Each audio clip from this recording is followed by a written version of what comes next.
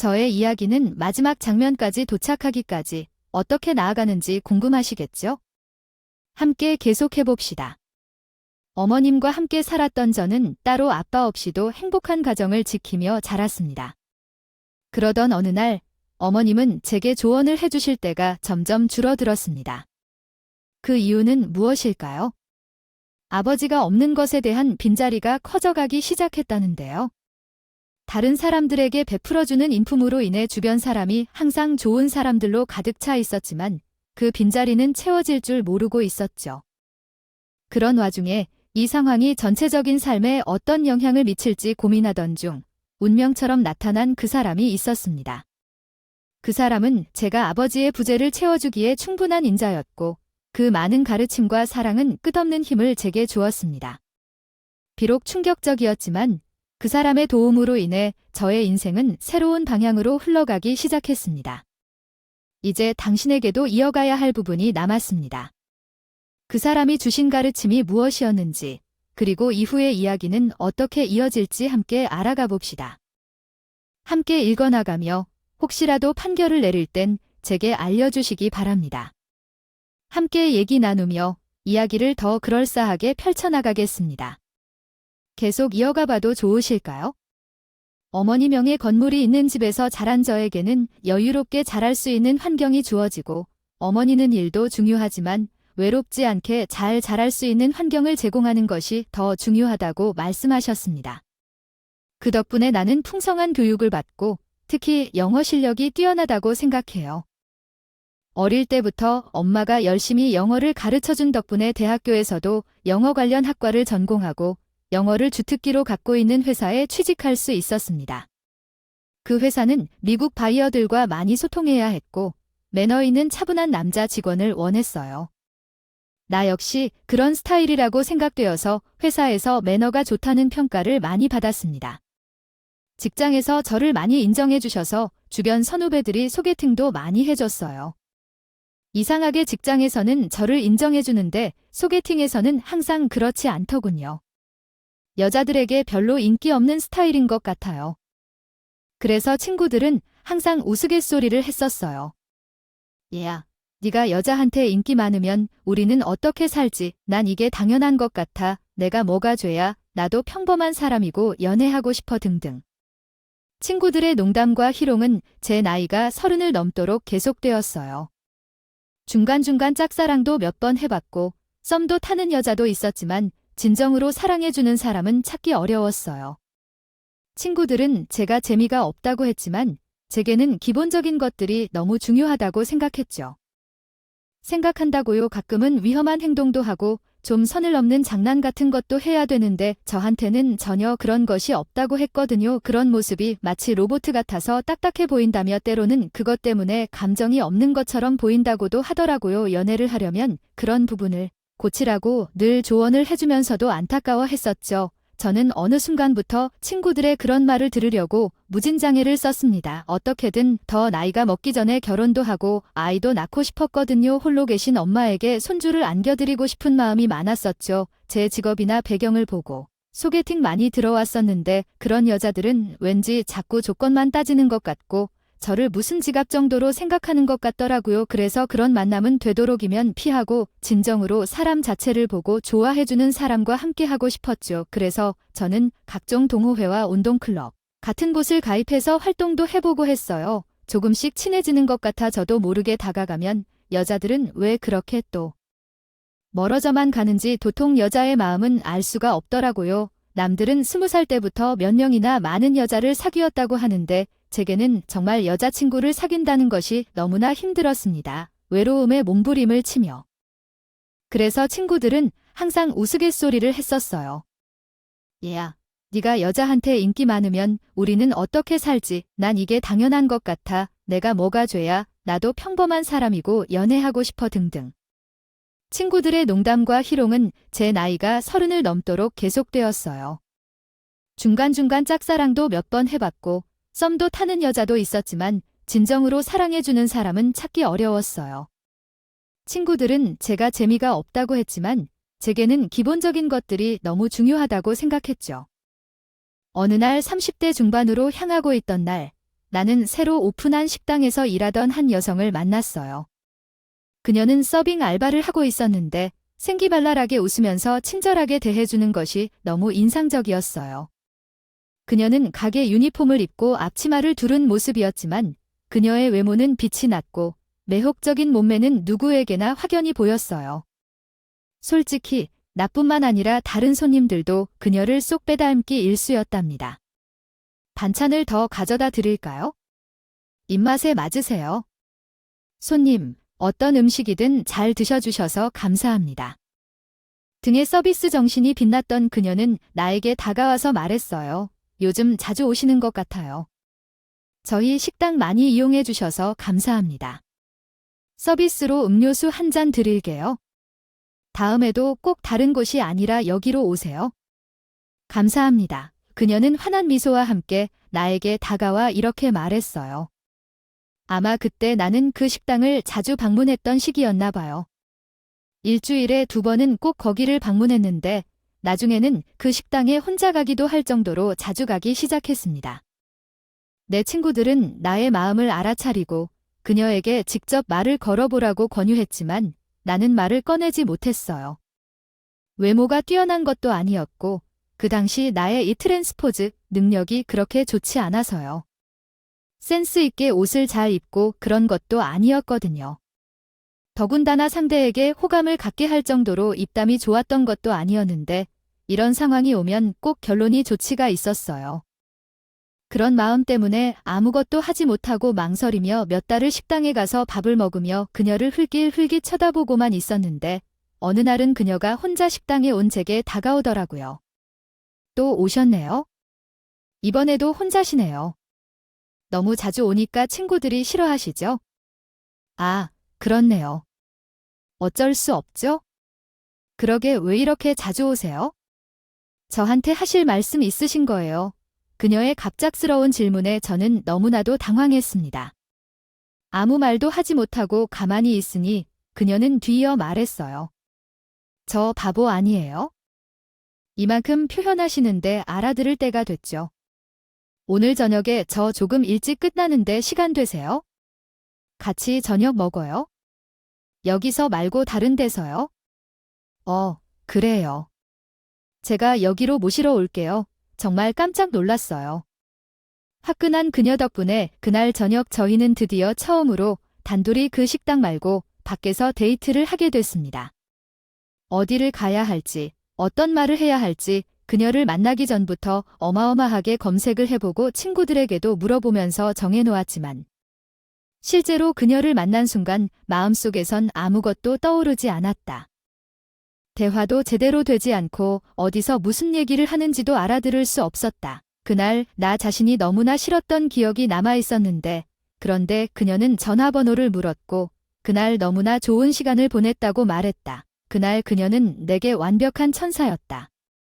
그녀의 연락처를 받은 순간 너무나 행복했고 그날 밤 잠도 자지 못하고 설레어서 몹시 기분 좋았다. 이후로 나는 그녀와 자주 연락을 주고받았다.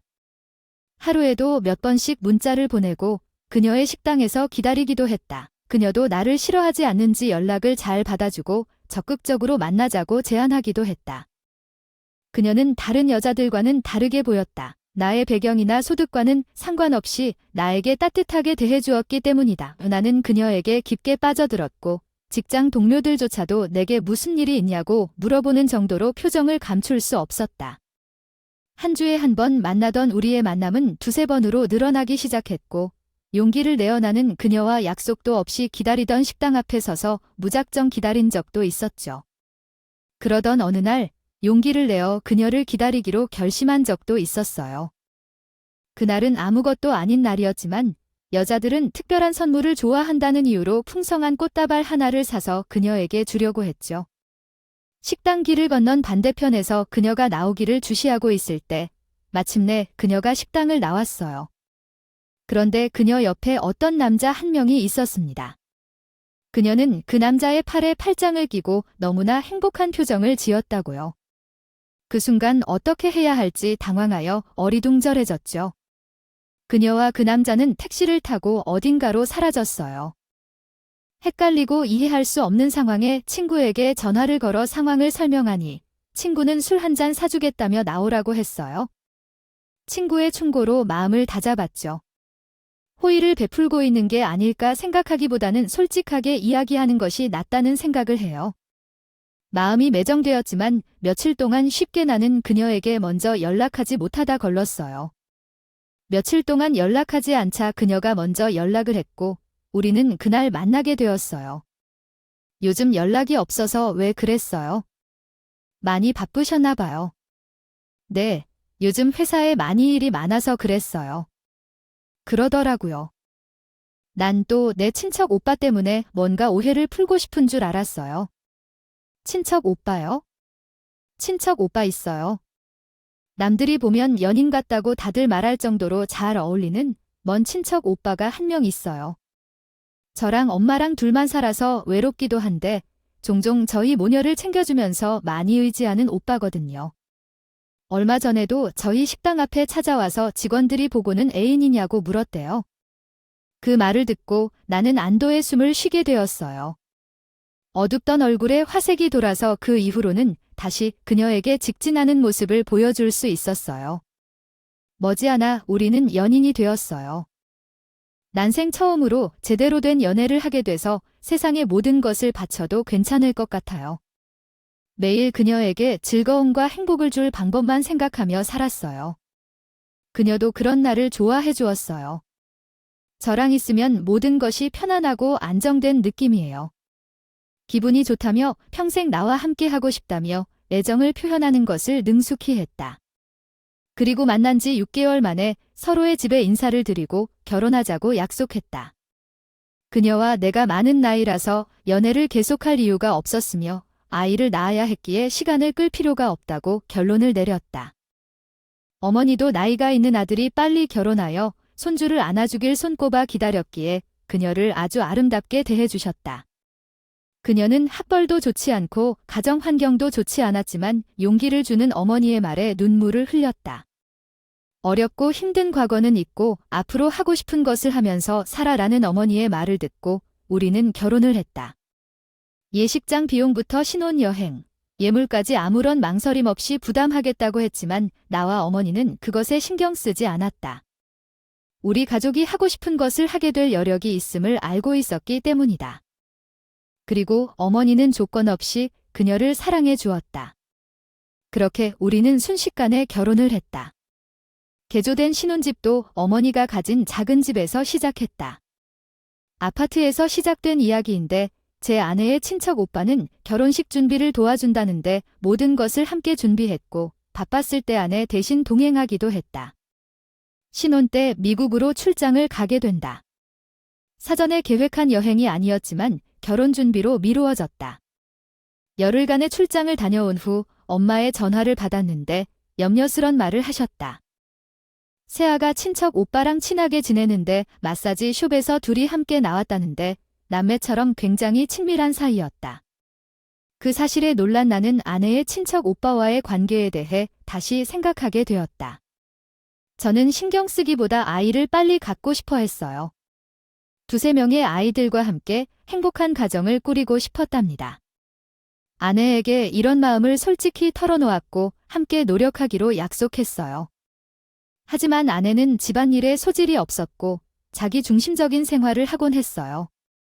그러나 저는 아내를 탓해본 적이 없었어요. 아내는 평생 책임지고 살아야 하는 사람이니까요. 결혼 2년 후 장모님께서 저를 따로 부르셔서 식당을 차릴 생각이라며 돈을 지원해 달라고 말씀하셨어요. 내가 무럭무럭 세워놓은 식당이야. 갑자기 나한테 요구하셔서 조금 당황스럽긴 했지만 이미 미리 마련해 둔 곳이 있어. 1억 정도만 있으면 가능할 것 같더라고. 요즘 세상엔 그 정도면 큰 돈이라고 해. 아내도 손볼 곳이 없고 유동인구도 많아서 잘 될 거야. 장모님의 갑작스러운 부탁에 며칠을 고민한 끝에 결심했어. 그래서 차용증을 써달라고 부탁했지? 돌려받을 생각은 없어서 돈 거래가 그리 익숙하지 않아서 그랬어. 장모님은 내가 준 돈으로 가게를 열었어. 장사도 잘 되더라고. 그런데 아내는 화를 내면서 나를 조금 심오하게 생각하더라고. 돈 몇 푼에 장모님한테 차용증을 받아내는 놈이라고 말이야. 고맙게 생각해야 할 텐데 그런 말을 들으니 서운했어. 그 후로 큰 싸움을 하고 다시 미국 출장을 가게 됐어. 많은 시간 동안 말을 하지 않은 적은 처음이었어. 며칠 뒤 아내의 친척 오빠가 연락을 해서 미국에서 오는 길에 생일 선물로 명품 가방을 사다 줄 수 있냐고 했어. 몇 번 선물로 산 적이 있었는데 또 이런 부탁을 하니.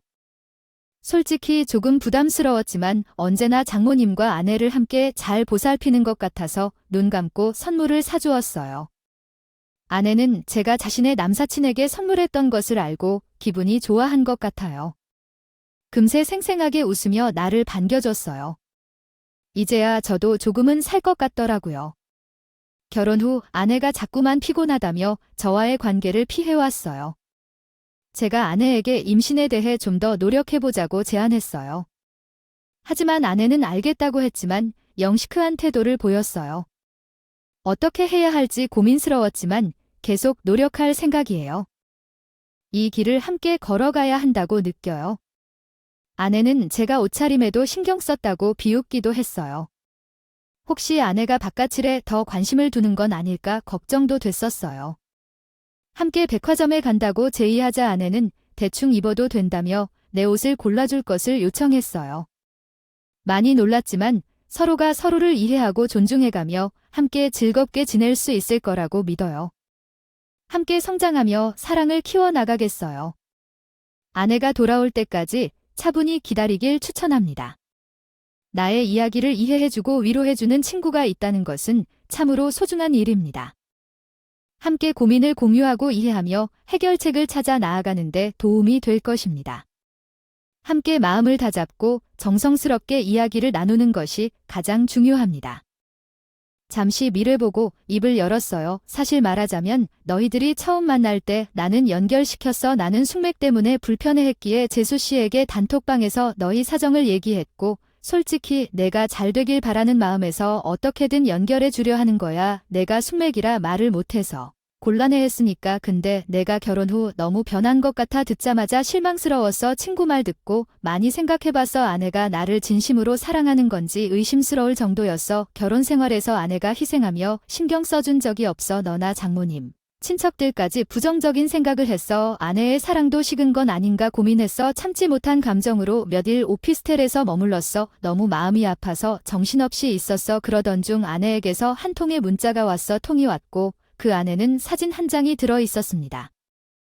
함께 고민을 공유하고 이해하며 해결책을 찾아 나아가는데 도움이 될 것입니다.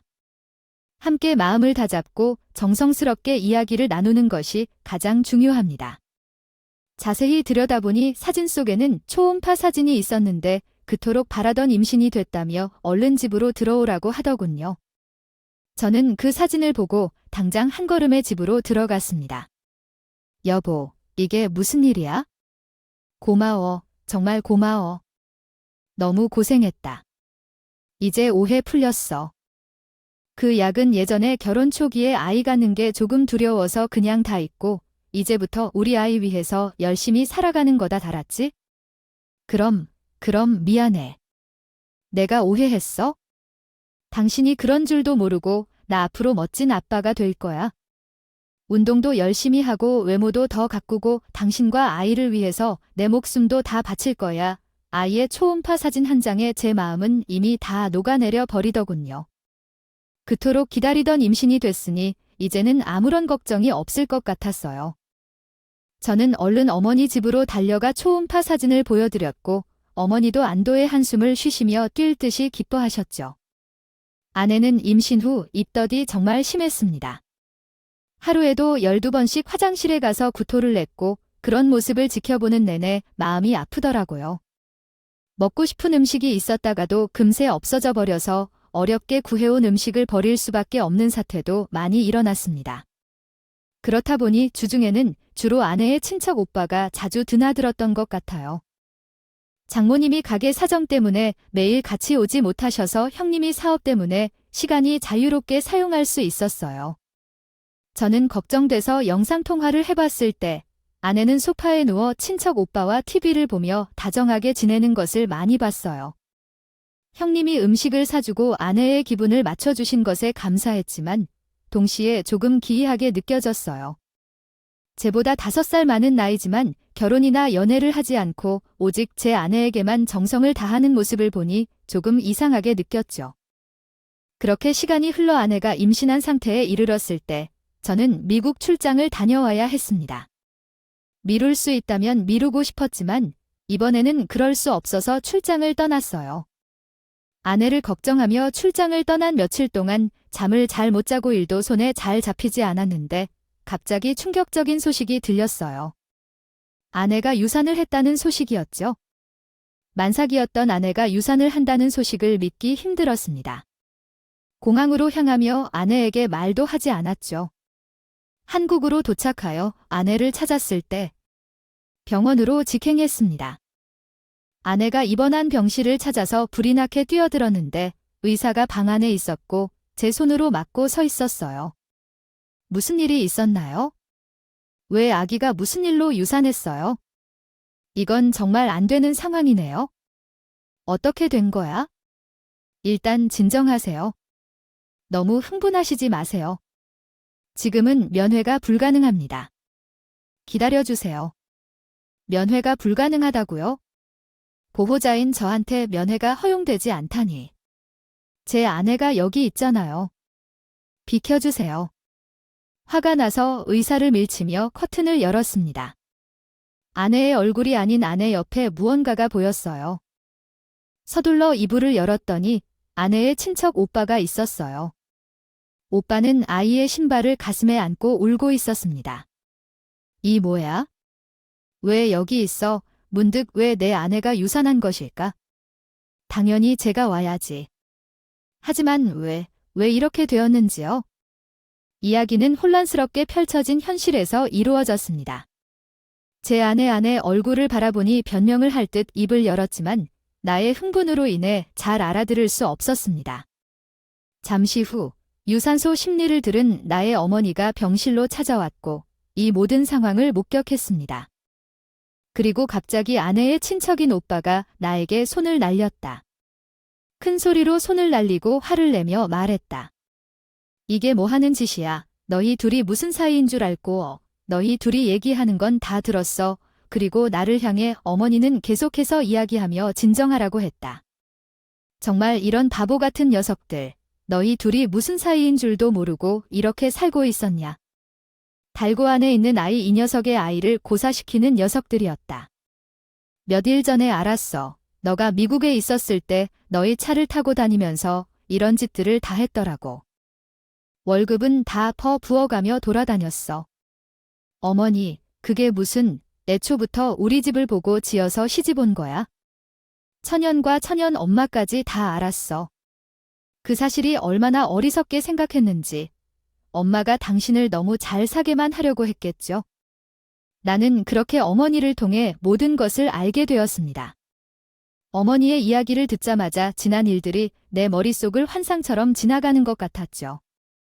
친구가 예전에 아내에게 우리 집 환경에 대해 이야기해준 후 아내는 의도적으로 내게 다가왔고 친척 오빠인 척하며 다정하게 팔짱을 끼고 다니던 것이 정말 다정한 연인 사이였다는 걸 알게 되었습니다.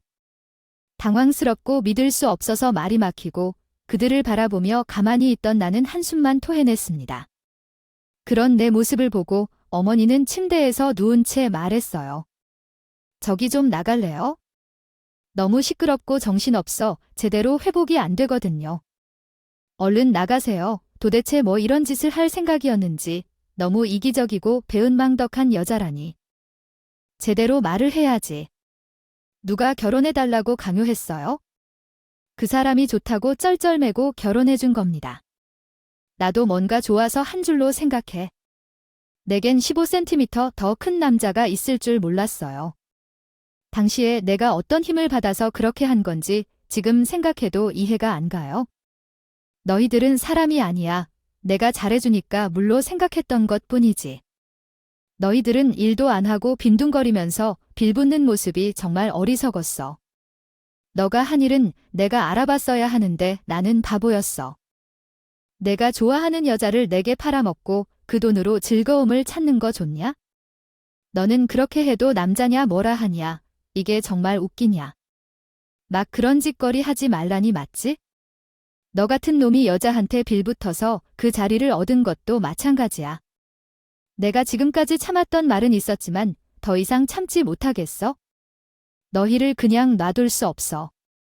내가 그 길을 택한 것은 너희를 가만두지 않겠다는 결심 때문이야. 화가 너무 솟아올라서 장모님의 식당으로 향했어. 식당 직원에게 인사도 안 하고 장모님 있는 곳으로 향했을 때 장모님이 놀란 표정으로 뒷걸음질 치는 걸 보았어. 그때 다 알 것 같아라는 생각이 들어 말을 꺼냈지. 아주 대단하세요. 사위 등골을 빼먹고 딸년과 상간남과 같이 식사하시니 기분 어때요? 이런 방식으로 딸을 교육하시나요? 아니야, 이것은 친척이거든. 아니, 남편 씨, 제 말 좀 들어봐요. 여기 큰 소리를 치고 있는데요. 하나의 남자가 이야기한 내용입니다. 큰 비닐봉지에 담아 발코니에 꽂았어요. 그녀가 입었던 옷들은 모두 쓰레기 봉투에 담아 현관 앞에 놓았고 곧바로 가져가라는 문자를 보냈습니다. 그렇게 하면 마음이 편해질 줄 알았지만 마음 한구석에서 깊은 슬픔이 올라오기 시작했어요. 집에서는 잘 마시지 않는 술을 꺼내 한두 잔씩 마셨는데 모르게 눈물이 흘러나왔고 결국 대성통곡까지 했습니다. 저 자신을 불쌍하게 대우한 것도 그렇지만 오로지 저만을 위해 열심히 키우신 어머니를 보면서 더욱 슬펐어요. 어머니를 너무나 불쌍하게 대우한 내 자신을 반성했고 밤새도록 울다가 어머니가 걱정돼 어머니 집으로 향했습니다. 혼자 계신 어머니가 걱정돼서 가봤는데 어머니는 저보다 훨씬 강하셨어요. 유념이 없다 보니 미리 챙겨드리질 못한 마음에 속상해졌지만 어머니는 강인한 분이셨어요. 흐트러짐 없는 외모와 단호한 말투로 말씀해 주셨어요. 잘 됐어. 잘 됐다. 우리 아들은 앞으로 더 훌륭한 미래가 있을 거니까 엄마는 믿어. 의심하지 마라. 미안해 구식리을과 몇 달을 연애하고 심하다 단지 방해하는 봉하고 있는 그것에 대해서 나 자신하는 것 자체가 지옥이었음 거라서 나 어머니 미안합니다. 진심으로 미안합니다. 사주의 노마 작정으로 임원을 꼬시거나 속이는데 누구 못해서 처할 때 정신 못 차리겠지만 이제 그만 생각하고 현실적으로 잘 끝냈다. 어머니 덕분에 나도 어느 정도 이성을 찾게 된 것 같습니다. 그 이후로 정신없더고 더 이상 집에서 혼자 술을 안 했습니다. 우리가 신혼집으로 살다가 그 집은 다른 사람에게 전세로 내주고 나는 독립해야 했습니다. 어머니와 함께 살고 싶다고 말했지만 어머니는 남자 자리를 찾거나 연애하려는 여자는 아마 없을 거라고 말했습니다. 뒤로 갑자기 보다 더 강해지기 시작한 것 같게 됐어요. 다른 사람에겐 인품 좋은 사람의 이미지만 유지하기보다는 나에게 손해보지 않는 길을 타서 적당히 거절하거나 적당히 소리를 낼 수 있었습니다. 그러자 마음이 편안해졌어요. 억지로 참고 지내다가 속으로 서글펴서 살을 것 같았어요. 이혼 소송과 위장은 내 예상대로 잘 이루어졌습니다. 예전에 간통죄가 있었을 때처럼 현장을 급습해서 증거사진을 남기지 않아도 불륜을 예상할 수 있는 대화나 행위를 입증할 수 있는 증거가 있을 때는 위자료 청구가 가능하다고 하더라고요. 다행히도 블랙박스 안에는 몇 개의 스킨십 영상과 야릇한 대화의 녹음이 고스란히 남겨져 있었네요. 그리고 차용증을 받아둔 덕분에 장모님께 빌려드린 돈에 대해서는 다시 돌려받을 수 있게 됐습니다.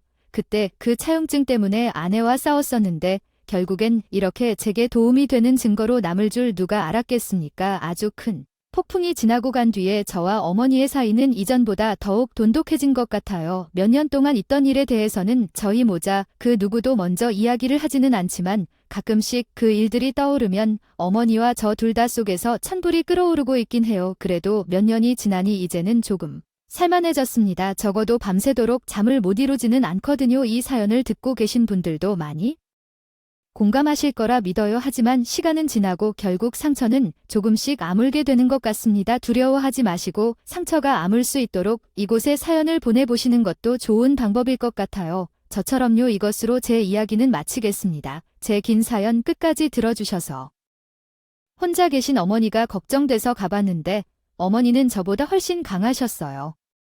유념이 없다 보니 미리 챙겨드리질 못한 마음에 속상해졌지만 어머니는 강인한 분이셨어요. 흐트러짐 없는 외모와 단호한 말투로 말씀해 주셨어요. 잘 됐어. 잘 됐다.